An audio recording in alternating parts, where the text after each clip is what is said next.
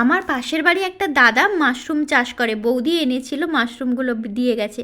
আমি বললাম, বৌদি তুমিই দায়িত্বটা নাও, আমি কিন্তু পারবো না, আমার ভয় করছে। ঠিক আছে বৌদি বলে আমিই রান্না করে দিয়ে যাব।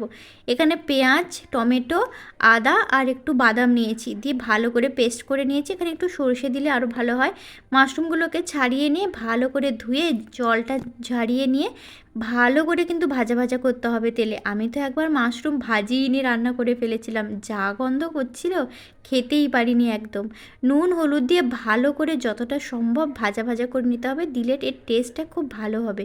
তারপরে কড়াইতে আর একটু তেল দিয়ে তাতে সামান্য পাঁচফোড়ন আর গোটা গরম মশলা দিয়ে মশলাটাকে এবারে কষিয়ে নিতে হবে। এর মধ্যে একটু নুন, হলুদ গুঁড়ো, শুকনো লঙ্কার গুঁড়ো দিয়ে ভালো করে কষিয়ে নিতে হবে। তেল ছেড়ে এলে মাশরুমগুলোকে দিয়ে দেবো, তারপরে আবার একটু কষিয়ে নেব। এরবারে একটু জল অ্যাড করতে হবে, মাখা মাখা হবে গ্রেভিটা, সেই মতোই ফুটিয়ে নিলে রেডি মাশরুম।